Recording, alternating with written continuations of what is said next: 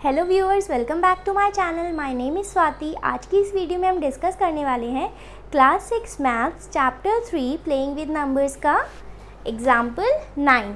तो क्या है example 9? Find LCM of 24 and 90। क्या दे रखा है आपको? एलसीएम निकालना है 24 और 90 का। अभी इससे पहले वाले एग्जाम्पल में मैंने आपको क्या बताया था कि हमारे पास दो मेथड से एलसीएम निकालने के, हम किसी भी मेथड से निकाल सकते हैं। तो इस वाले इक्वेशन में भी हम दोनों मेथड डिस्कस करेंगे, ठीक है, ताकि आपको दोनों ही मेथड्स और अच्छे से क्लियर हो जाएं। अच्छा, अभी हम करते हैं 24 के प्राइम फैक्टर्स निकाल लेंगे, ऐसे ही 90 के प्राइम फैक्टर्स निकाल लेंगे। 24 के निकालते हैं पहले। 2 1 ज़ा 2, 2 2 ज़ा 4, 2 6 ज़ा 12, 2 3 ज़ा 6, 3 1 ज़ा 3। ठीक है, अभी प्राइम फैक्टर्स की तो आपको बहुत अच्छे से प्रैक्टिस हो चुकी होगी। अभी क्या है? 2 4 ज़ा 8, यहाँ पे 10 हो गया। 2 5 ज़ा 10। अभी किससे जाएगा? 3 से। 3 1 ज़ा 3, 3 5 ज़ा 15, फिर 3 से होगा। 3 5 ज़ा 15, फिर 5 1 ज़ा 5। अभी आपके पास क्या क्या फैक्टर्स आ गए हैं? 24 के आ गए हैं 2 मल्टीप्लाई 2 मल्टीप्लाई 2 मल्टीप्लाई 3, और 90 के 2 मल्टीप्लाई 3 मल्टीप्लाई 3 मल्टीप्लाई 5। ठीक है, आपको निकालना क्या है? एलसीएम आपको निकालना है ना। अभी एलसीएम निकालने के लिए मैंने बताया था क्या करते हैं कि जो जो नंबर्स कॉमन है पहले तो वो लिख लो। क्या क्या कॉमन है? एक बारी 2 कॉमन है, और 2 है यहाँ पे नहीं है, और क्या है? 3 एक और बार कॉमन है। ठीक है, 3 लिख लिया। उसके अलावा और कुछ भी कॉमन नहीं है, तो उसके अलावा कुछ भी कॉमन नहीं है, तो जो भी नंबर्स रह गए हैं वो सब भी आपको लिख लेने हैं। यानी ऊपर क्या है? 2 मल्टीप्लाई 2, और नीचे क्या बचा? 3 मल्टीप्लाई बाय 5। ठीक है, समझ आ गया ना। जो नंबर्स कॉमन है वो भी लिखने हैं, और उसके अलावा अगर कोई नंबर्स रह गए हैं तो वो भी हमें लिख लेने हैं।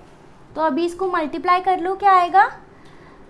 2 3 ज़ा 6, 6 2 3 ज़ा 6, फिर 2 2 ज़ा 4, और 3 5 ज़ा 15। ठीक है, अभी 15 4 ज़ा क्या होता है? 60 होता है। 15 multiply by 4 is 60, 60 multiply by 6 is 360। तो यानी आपका एलसीएम क्या आ गया? 360। अच्छा, तो आप सोचोगे एलसीएम क्यों करते हैं? हमने यहाँ पे इनके मल्टीपल्स क्यों नहीं लिखे? हमने इसके कॉमन मल्टीपल्स क्यों नहीं लिखे? फिर उसके बाद हम लोएस्ट कॉमन मल्टीपल निकाल लेते, क्योंकि वो बहुत ही लंबा प्रोसेस है। अगर आप सबके मल्टीपल्स लिखोगे इन दोनों के, और फिर उसमें से लोएस्ट ढूंढेंगे, क्योंकि देखो इसका एलसीएम क्या आया? 360 आया। अभी आप कहाँ तक इसके टेबल लिखोगे? 24 का लिखते जाओगे, 90 का लिखते जाओगे। चलो 90 का तो फिर भी जल्दी आ जाएगा।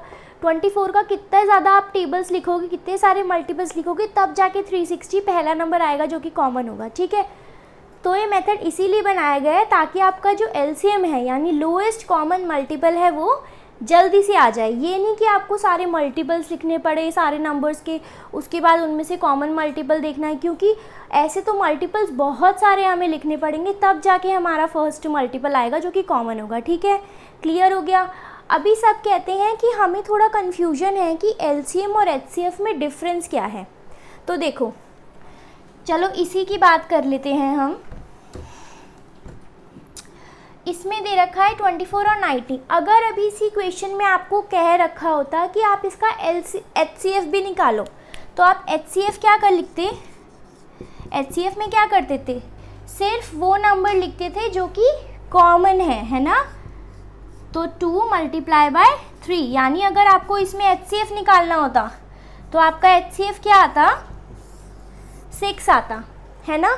क्योंकि एचसीएफ और एलसीएम में बस यही डिफरेंस है, आपको यही ध्यान रखना है कि प्राइम फैक्टर्स दोनों में निकालने हैं। ठीक है, एचसीएफ में क्या करना है? सिर्फ वो नंबर लिख लेने हैं जो कि कॉमन है। यानी यहाँ पे 2 एक बारी कॉमन था तो एक बारी 2 लिख लिया, एक बारी 3 कॉमन था तो एक बारी 3 लिख लिया, और आपका एचसीएफ आ गया 6। और एलसीएम में क्या करना है? कॉमन नंबर्स तो लिखने ही हैं आपको, उसके अलावा जो भी आपका नंबर बचा है वो भी आपको मल्टीप्लिकेशन में लिख लेना है। बस यही डिफरेंस है एचसीएफ और एलसीएम में, इसलिए कंफ्यूज होने की ज़रूरत नहीं है। अब हम चलते हैं इसके मेथड 2 पे। अभी एक मेथड बता दिया, अब दूसरा मेथड डिस्कस करते हैं। तो दूसरे मेथड में क्या था? अभी मैंने सॉल्व करवाया था एग्जाम्पल नंबर 8 में 24 और 90 दे रखा है आपको, ठीक है। दोनों को साथ मैंने सॉल्व करके दिखाया था। अभी क्या करेंगे, दोनों के साथ प्राइम फैक्टर्स निकाल लो। 2 1 ज़ा 2, 2 2 ज़ा 4। अभी 90 के 2 4 ज़ा 8, 2 5 ज़ा 10। अभी 2 से जाएगा ये वाला नंबर। जब तक 2 से ये सॉल्व हो सकता है ना, तब तक हम इसे 2 से फैक्टर्स निकालते ही जाएंगे। उसके बाद हम 3 पे जाते हैं। 2 6 ज़ा 12, 45 का 45 आ जाएगा, क्योंकि लास्ट में 5 है तो 2 से तो डिवाइड होगा नहीं। अभी भी 2 से हो सकता है, तो क्या आ जाएगा, 2 3 ज़ा 6 और ये 45 आ गया। अभी इसके बाद किससे जाएगा, 3 से। 3 1 ज़ा 3, यहाँ पे क्या हो गया, 3 1 ज़ा 3, 3 5 ज़ा 15। अभी 3 से अगेन, 3 1 ज़ा 3, 5 ज़ा।